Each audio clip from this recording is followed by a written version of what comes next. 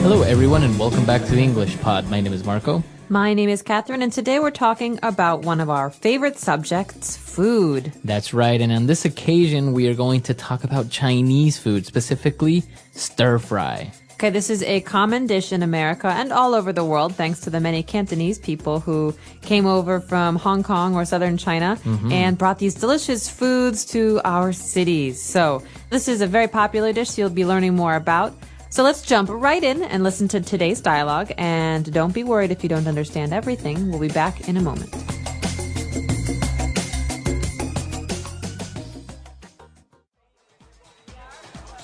Oh man, I had the best supper last night.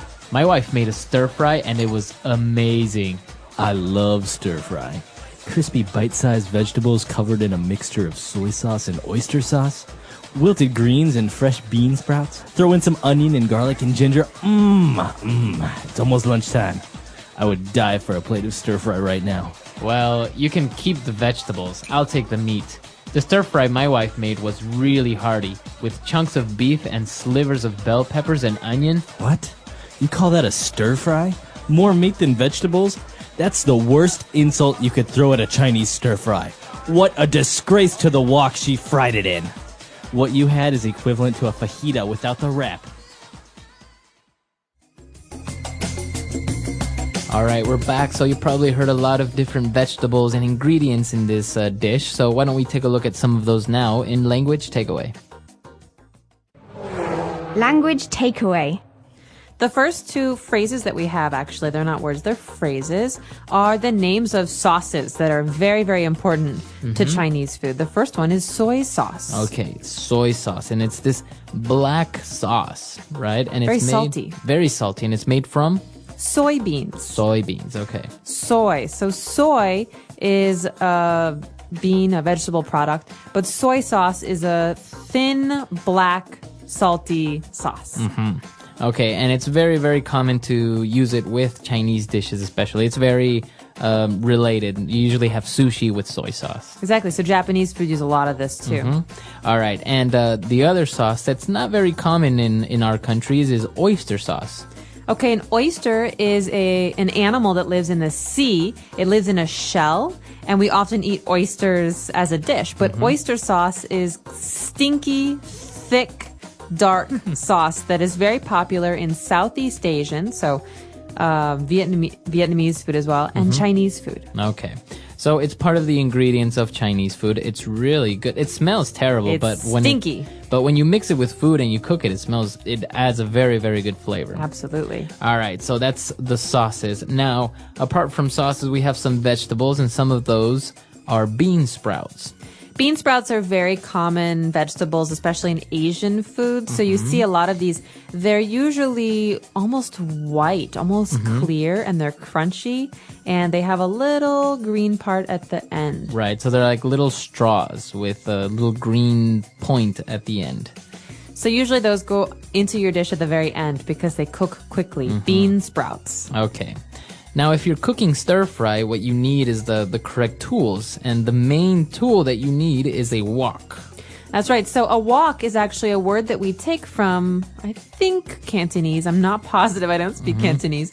But in English, we normally say frying pan. Okay. But this is a special Asian frying pan that's very, very large and very thin. So foods cook quickly in a wok. Okay, and it's not like the other pans where it has a big flat part. It's very, very round all over. That's right. It's almost like a bowl that sits on your stove and you cook quickly in a wok. All right, so that's a wok. And, well, the guy compared his stir-fry to a fajita. Now, fajita, that's not Chinese. And it's not English. Okay. Well, it is English now. It's actually the name of a food from Latin America. So South America and Mexico and Central America. I think more Mexican than anything. And it's like slivers of meat, so thin strips of meat and vegetables that you eat in a tortilla bread almost. The tortilla is very, very thin corn or flour pancake. Yeah, so that's a fajita. It's kind of, you've probably seen it, a fajita or maybe what's commonly known as well as a burrito, which actually is also an American invention. I don't think that exists in Mexico. No, but they are delicious. I think the word is Tex-Mex. Yeah, Texas Tex-Mex. Mexican, so Tex-Mex. All right. So that's what we have for you on language takeaway. Why don't we go back to our dialogue, listen to it again, and we'll be back shortly. Oh man, I had the best supper last night. My wife made a stir fry and it was amazing. I love stir fry. Crispy bite-sized vegetables covered in a mixture of soy sauce and oyster sauce. Wilted greens and fresh bean sprouts. Throw in some onion and garlic and ginger. It's almost lunchtime. I would die for a plate of stir fry right now. Well, you can keep the vegetables. I'll take the meat. The stir fry my wife made was really hearty, with chunks of beef and slivers of bell peppers and onion. What? You call that a stir fry? More meat than vegetables? That's the worst insult you could throw at a Chinese stir fry. What a disgrace to the wok she fried it in. What you had is equivalent to a fajita without the wrap. All right, we're back. So now I think we should take a look at some of those phrases that were used in this dialogue in Fluency Builder. Fluency Builder. The first phrase we have in Fluency Builder is a phrase that you will hear very often when you watch cooking shows. So this is a term we say throw in, to throw in. Okay, so throw in some vegetables or throw in some onion and garlic, and that means to just put it into the pan, put it into the pot. That's right, but it's very general or casual or easy. You just add some. If we want to be specific, we can say, please add 1 cup chopped onion. Okay, 1 cup of chopped onion. But here's throw in just means add casually. Okay, add some onion. So we throw in all of these ingredients and it sounds so delicious that the guy says, I would die for a plate of stir fry right about now. So that means he wants some stir fry. I would die for is a good thing. It's a way to say I really want something. It's an exaggeration. It's not like you would actually die for it or you are dying to eat it. It's just that it's an exaggeration means that you really, really want it.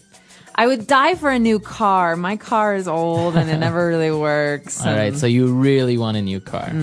Okay. And, well, the guy obviously didn't really like what he was talking about and how he cooked this stir fry. And he said, what a disgrace to the wok she fried it in.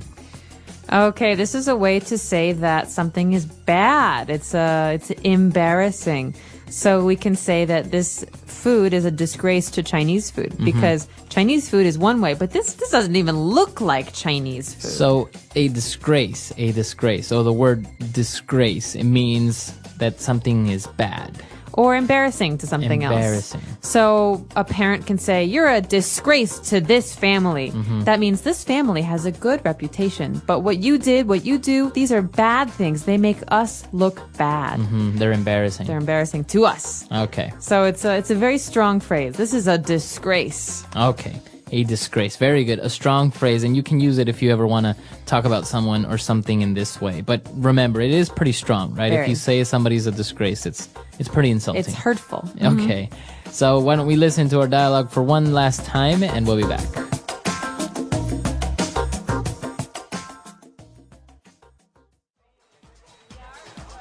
Oh man, I had the best supper last night. My wife made a stir fry and it was amazing. I love stir fry. Crispy bite-sized vegetables covered in a mixture of soy sauce and oyster sauce. Wilted greens and fresh bean sprouts. Throw in some onion and garlic and ginger. It's almost lunchtime. I would die for a plate of stir fry right now. Well, you can keep the vegetables. I'll take the meat. The stir fry my wife made was really hearty, with chunks of beef and slivers of bell peppers and onion. What? You call that a stir fry? More meat than vegetables? That's the worst insult you could throw at a Chinese stir fry. What a disgrace to the wok she fried it in. What you had is equivalent to a fajita without the wrap.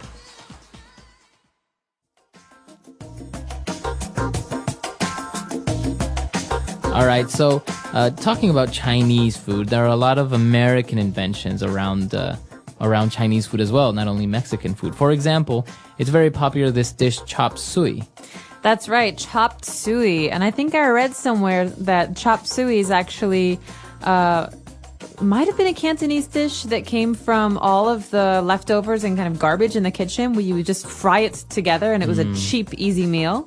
So chop suey. Okay. It's kind of like it's like a pidgin English. And well, this dish is basically that, right? It's just a lot of meat chunks mixed with some vegetables, and you have some chop suey. Exactly. And there are also this other thing that's very common. People think about fortune cookies. You think of Chinese restaurants and Chinese food, you think of fortune cookies. That's right, but they don't have fortune cookies in China. No, they One of my don't. biggest disappointments. So fortune cookie is a small cookie with a Message inside. So you have a piece of paper. So be careful when you're eating these. You don't want to eat the paper. But the paper sometimes says very strange things like, you will have a terrific number 7. Right, or something like that. So that's why they're fortune cookies. They usually talk about your future or what's going to Beware happen. of whales. So, but that's also an American invention that doesn't exist in China. It doesn't really come from China, right? Exactly. All right. So if you have any other information about food, or we're always glad to hear it. It's because we're always hungry. Or if you have a favorite Chinese food, please let us know. Our website is EnglishPod365.com. We can't wait to hear from you, and we will talk to you next time. All right, bye.